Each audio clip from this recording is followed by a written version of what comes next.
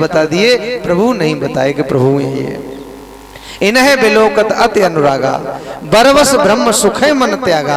और जबरदस्ती ब्रह्म का जो सुख राजा जनक के अंदर था, मन में जो था, वो बरवश चला गया और बाहर मन आ गया कि इनको देखते ही बनता है अंदर विदेह, आज देहधारी बन गए। विदेह का मतलब जो जिन्हें देह में कोई वो नहीं है, देह से कोई लगाव नहीं, बाहर की दुनिया से कोई मतलब नहीं है, लेकिन आज अंदर की दुनिया भूल गए, बाहर की दुनिया में मन लग गया। क्यों? कि जो अंदर वाले बाहर बैठे हैं, इसलिए आज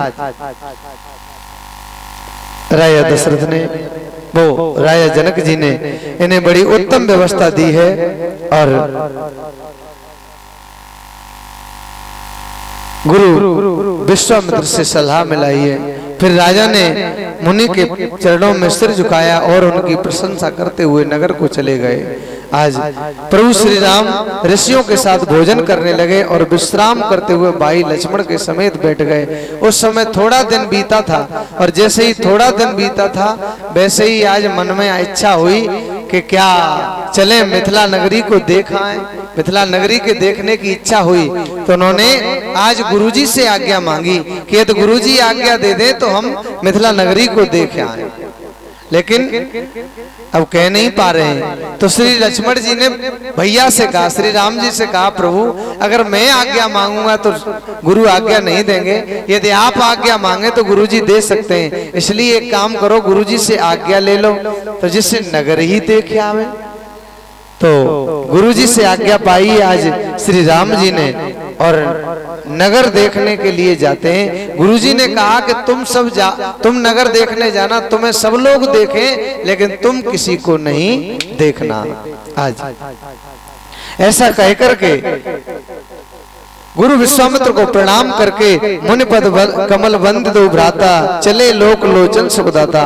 आज चले हैं और राजा जनक की नगरी में आते हैं। समाचार जैसे ही नर नारियों ने पाए हैं वैसे ही धाये धाम काम सब त्यागी, ऐसे दौड़ पड़े काम धाम सब छोड़ दिया, मन और रंग निधि लूटन लागी। जैसे गरीब व्यक्ति होता है उसे खजाना मिल जाए और उसे लूटने में लग जाता है, ऐसे ही आज मिथिला के नर नारी थे भगवान श्री राम का रूप देख रहे हैं। स्त्रियां झरोकों से देख रही हैं, बड़े सुंदर हैं, बड़े प्यारे लग रहे हैं, मनोहर लग रहे हैं। आज उन स्त्रियों ने देखा है कि किसी प्रकार हम इन्हें देख रहे हैं लेकिन ये हमें नहीं देख रहे, कुछ ऐसा कार्य किया जाए जिससे ये हमें देखें, ये ऊपर की ओर देखें। उसी समय ये स्त्रियां कहती हैं, कयो सखी यस को तनुधारी, जो न मोह ये रूप निहारी। ए दो दशरथ के ढोटा, बाल मरालन के कल जोटा। ये दोनों दशरथ के जाए हैं, बड़े सुंदर हैं और यहाँ आए हुए नगर देखने के लिए आए। दोनों पुत्र महाराज दशरथ के हैं। इनका जोड़ा इतना सुंदर है मानो दो हंस के छोटे छोटे बालक हो, इतने सुंदर हैं। अब श्री राम जी अब ये बातें कर रही है कि जिससे देखे ऊपर को, लेकिन नहीं देख रहे ऊपर को। सखियां परेशान है कि देख नहीं रहे। श्री राम जी में श्री कृष्ण जी में यही अंतर है, कृष्ण जी के ज्यादा देखने से सखियां परेशान होती और राम जी के न देखने से सखियां परेशान है। अब वो बातचीत कर रही है लेकिन नहीं देख रहे। उन्होंने कहा किसी प्रकार ऊपर देखें, ऐसा उपाय किया जाए। तो एक सखी कहती है, एक युक्ति है जिससे ये ऊपर देख सकते हैं। क्या युक्ति है? एक सखी बोली, सखी इन्हें जानती हो, ये कौन है? तो दूसरी बोली है, हाँ इनकी क्या, हम इनके पिताजी को जानते हैं, इनके बाप को जानते हैं, ये दो दशरथ के ढोटा। और जैसे ही ये बात कही वैसे ही लक्ष्मण जी बोले, भैया ये लगता है कि यहाँ कोई अपनी जान पहचान वाली मामी मौसी या कोई कुछ कनेक्शन वाली लगती हैं, इसलिए तभी तो पिताजी का नाम ले रही हैं। क्या एक बार नजर उठा के देख लूं? श्री राम जी बोले, लक्ष्मण ये सीता जी की नगरी है, भक्ति की नगरी है, और भक्ति की नगरी में शोभा सिर उठाने में नहीं सिर झुकाने में है, इसलिए नीचे ही देखते रहो। का पिताजी का नाम ले रही इसलिए कहा है। का ठीक है भैया, अब कोई बात नहीं। और उन्होंने नहीं देखा। अब जब फिर भी नहीं देखा है तब सखियों ने कहा, सखी इन्होंने तो देखा ही नहीं, अब क्या करना चाहिए, कोई उपाय करो। अब दूसरी सखी ने कहा है, सखी लगता है ये बहरे हैं, बहरे, इसलिए सुन नहीं पाते हैं। किसे बहरा कह रही है? बिन पग चले सुने बिनु काना, जो बिना कानों के सुन लेता है ब्रह्म, उसे बहरा कर रही है कि ये बहरे हैं, इसलिए इन्होंने सुना नहीं है। एक बोली, अरे ये बहरे नहीं है, बहरे के साथ साथ गूंगे भी हैं, बोलते नहीं है। लक्ष्मण जी बोले भैया अब बोल लेने दो थोड़ा सा, अब नहीं रुका जाता। श्री राम ने कहा रुको रुको, थोड़ा सा रुको तो सही। एक बोली, मैं बुलाती हूँ, और बोले कौशल्या सुत सो सुख खानी। ये जो बड़े हैं ना, ये कौशल्या के बेटा है। नाम राम धनुषायक पानी, इनका नाम राम है और सारंग धनुष इनके हाथ में है। और ये जो दूसरे छोटे वाले हैं ना, लक्ष्मण नाम राम लघु भ्राता, ये लक्ष्मण नाम के जो हैं वो राम जी के छोटे भाई हैं। सुन सकितासु सुमित्रा माता, और इनकी माता सुमित्रा है। जब ये सुना तो लक्ष्मण जी बोले भैया अब तो थोड़ा हो जाए, ये जरूर कोई पहचान लग रही है। श्री राम जी ने कहा नहीं नहीं, ऐसे नहीं बोलना है। आज एक ने कहा ये गूंगे नहीं है, गुमानी है, गुमानी। काय का गुमान है? सुंदरता का। किसकी सुंदरता?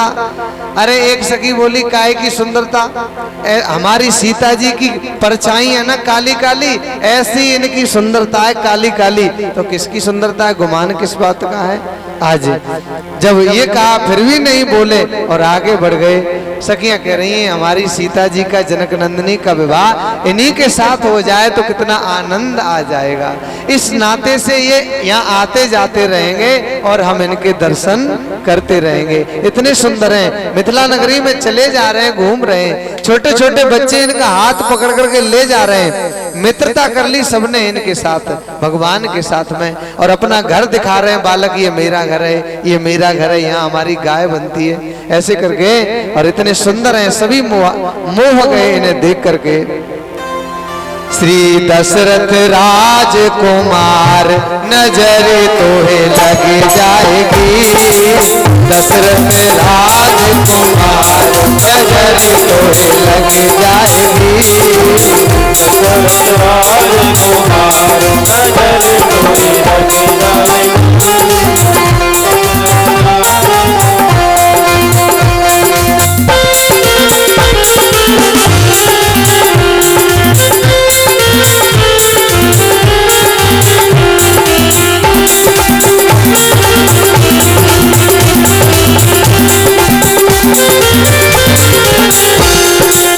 लग जाएगी, हाँ लग जाएगी, लग जाएगी तुम्हें लग जाएगी, दशरथ राजकुमार नजर तोहे लग जाएगी, दशरथ राजकुमार।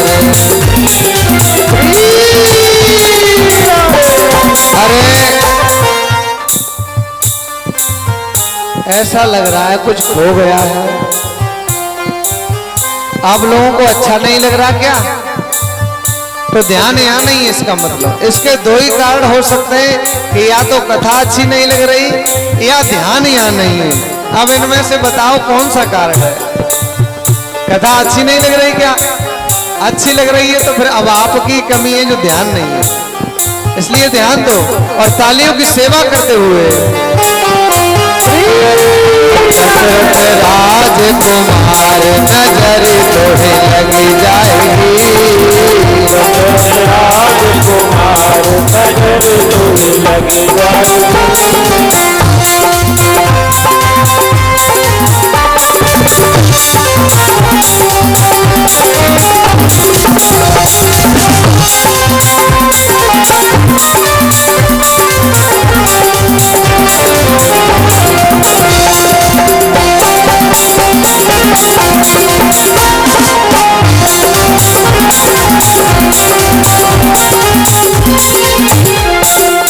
पीत मुकुट सुंदर सिर सो है, पीत मुकुट सुंदर सिर सो है, मुकुट सुंदर सिर सोए, श्रवण कुंडल मुनि मन मोह, श्रवण कुंडल मुनि मन मोह। और अरे ये हिरन के हार नजर तोहे लग जाएगी, ये हिरन के हाथ नजर तो लग जाएगी, आज दुलार नजर तो लग जाएगी। जय हो बोल राजा रामचंद्र भगवान की।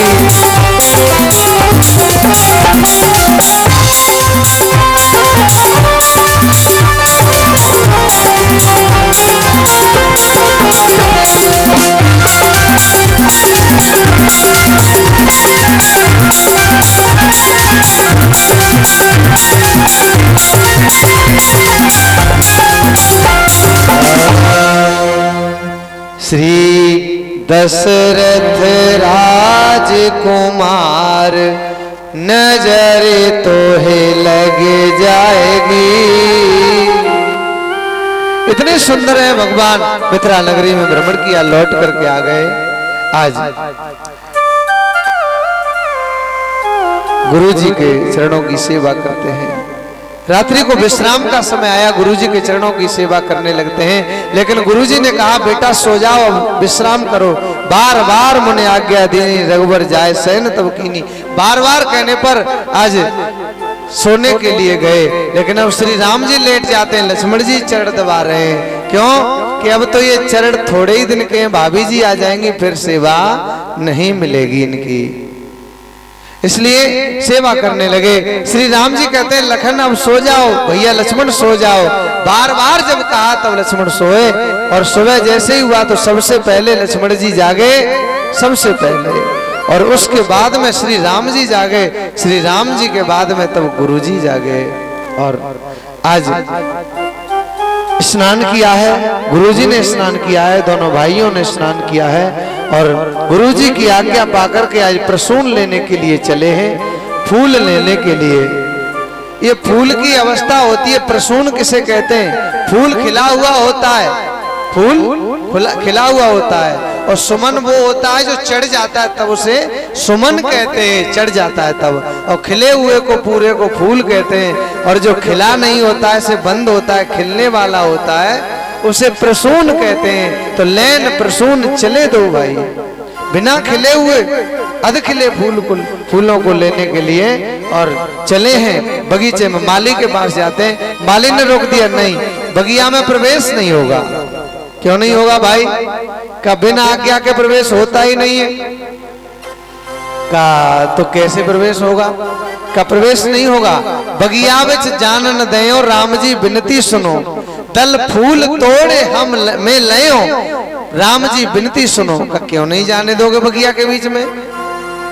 का इसलिए नहीं जाने देंगे, कोमल चरण कमल बिनु पनही। ये तुम्हारे कोमल चरण कमल है ना, कोमल है बड़े, और बिनु पनही यानी बिना पादुकाएं नहीं है, जूती चप्पल नहीं है पैरों में, इसलिए बड़े मुलायम हैं। तो क्या जनक जी की बगिया में कांटे हैं क्या? नहीं नहीं, कांटे नहीं है, पंखुड़ी पाहिन में गड़ जाए, राम जी बिनती सुनो, बगिया बिच जानन दयो, राम जी बिनती सुनो। अच्छा भैया, तो फिर कैसे जाएंगे? और सुनो, एक और समस्या है। एक समस्या ये है कि तज तज सुमन मधुप मतवारे, ये जितने मतवारे भौरे हैं वो फूलों को छोड़ छोड़ करके आपके मुख पर आ जाएंगे। क्यों आ जाएंगे भाई? इसलिए कि उन्होंने एक ही कमल देखा है, और आपके तो जय हो, बोलिए संत समाज की जय। और आपके तो कमल ही कमल हैं, नभ कंज लोचन कंज मुख कर कंज पद कंजारुण। आपके तो कमल ही कमल है, मुख कमल, कर कमल, नेत्र कमल, आपके तो कर कमल और चरण कमल, कमल ही कमल है। भौरों ने तो एक ही कमल देखा है, भमरेनों ने तो एक ही कमल देखा है, लेकिन यहाँ तो कमल ही कमल है। तो ऐसे कमल देख करके भौरे उड़ेंगे। मुख पंकज पे मर रहे हैं, राम जी बिनती सुनो, बगिया बिच जानन दे हैं, राम जी बिनती सुनो। का तो कोई और उपाय है जिससे चले जाए? का कोई उपाय है नहीं, चले जाओ।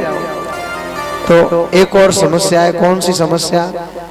कि जब आप फूल तोड़ने जाओगे तो बगीचा की सीढ़ियों से चढ़ के ही, और सीढ़ियों से चढ़ करके जाओगे तो एक पत्थर की नारी, वो पत्थर की जो पत्थर की शिला थी वो स्त्री बन गई। यहाँ तो सीढ़ियां ही सीढ़ियां, पत्थर ही पत्थर लगाए तो इतनी नारियां बन जाएंगी। चरण छुअत उड़ गई शिला प्रभु, चरण छुअत उड़ गई शिला प्रभु, कर छुअत बिटप उड़ जाई हैं राम जी विनती सुनो। सीढ़ियां बन जाएंगी, शिला वो नारी बन जाएगी, और आपका हाथ लगते ही कहीं वृक्ष अगर उड़ गए और ये भी पुरुष बन गए, शिला स्त्री बन गई और वृक्ष जो है वो पुरुष बन गए, तो फिर बात बिगड़ जाएगी।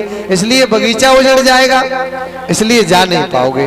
तो किसी प्रकार जा सकते। हाँ, एक उपाय है। कौन सा उपाय है? जब बोलोगे सियाजू की जय जय, सियाजू की जय बोल दो। अब लक्ष्मण जी बोले भैया अभी भाभी आई तो है नहीं, उससे पहले ही जय जय बोलोगे, कैसे बात बनेगी? और यहाँ जय बोलोगे भाभी की बिना विवाह हुए ही, तो सब लोग देख लेंगे, ये माली भी देख लेगा, पता चल जाएगा। तो कहा कुछ भी हो जाए, माली ने कहा देखो सिया जी की नगरी है, वो जय तो बोलनी पड़ेगी। लक्ष्मण जी ने कहा भैया अब कोई उपाय ही नहीं है, तो ऐसा करो बोल, जब बोलोगे सियाजू की जय जय, तब ही प्रभु प्रविशन पे हो राम।